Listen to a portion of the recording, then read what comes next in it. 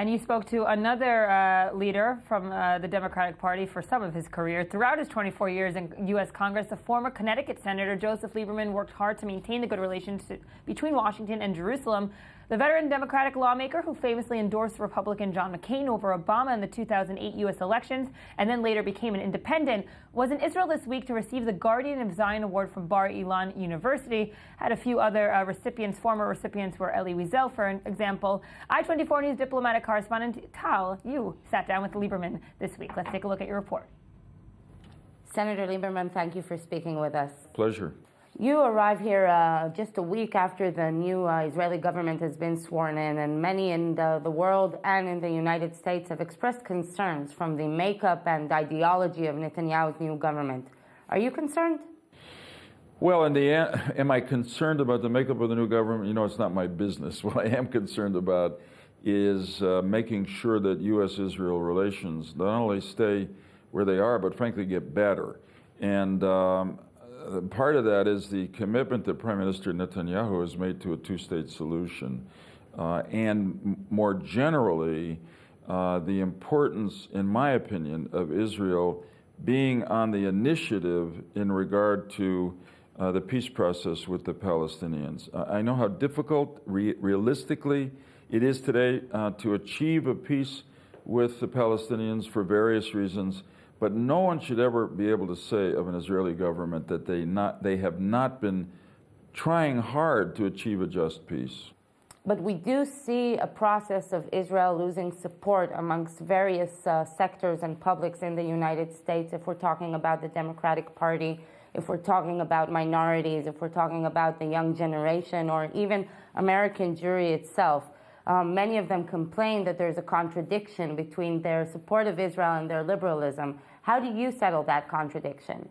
So things are not as bad for Israel in the U.S. as some people think. I mean, in terms of the relationship between Prime Minister Netanyahu and President Obama, there's obviously been tensions between them. But I think the reality is much better than the media portrays or politicians portray. Now, I don't sit back on the comfortable chair and say everything is beautiful in the U.S. for Israel, because there are increasing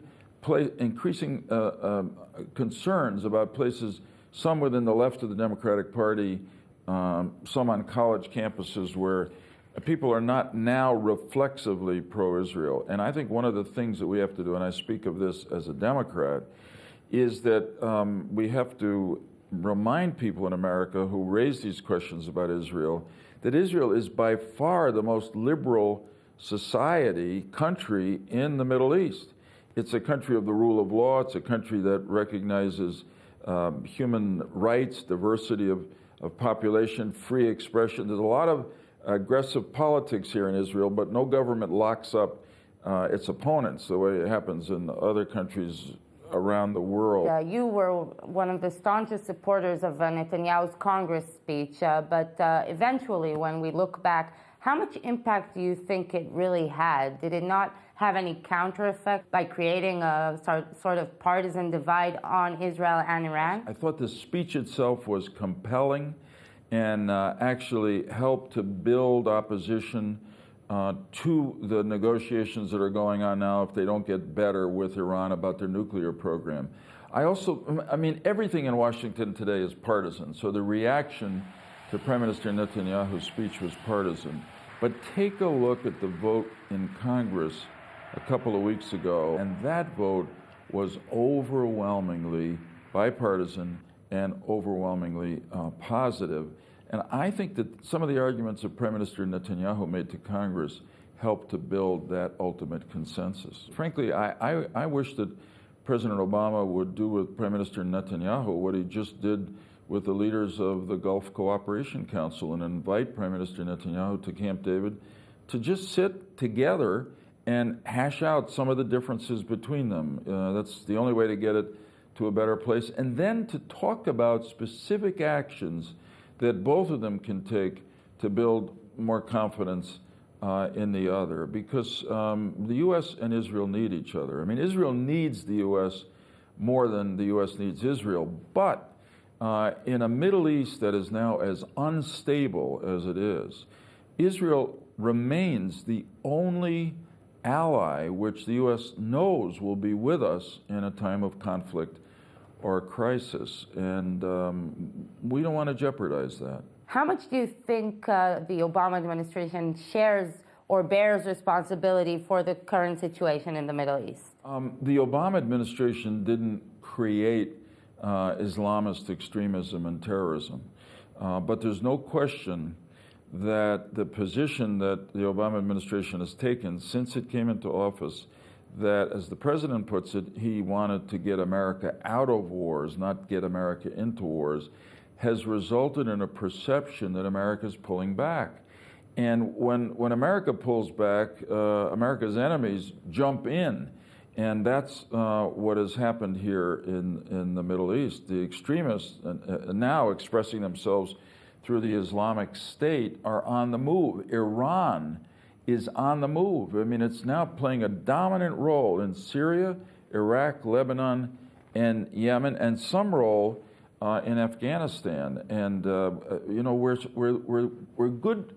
Where the forces of good are not strong and aggressive, the forces of evil will fill the vacuum.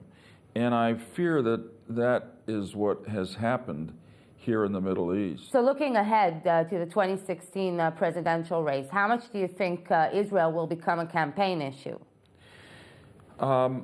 It's a good question, and my guess is that the Republican candidate, whoever that is, will want to make Israel an issue in the election, which is to say to criticize the Obama administration for not having given adequate support to Israel. It will then be a challenge to the Democratic nominee, who I presume will be Secretary Clinton, to rebut that and to do it in personal terms. In other words, if she's running in her own right, not as the candidate of the Obama administration. And so I think in the end, the choice will be between two actively pro-Israel candidates, one Republican and one Democratic. And this is just a long shot. Have you decided who you're going to support? No, I haven't. I'm enjoying just being able to sit back and watch it happen for a while, but knowing myself, sometime next year I'll get involved. Senator Lieberman, thank you very much for speaking with us. Thank you, Tal.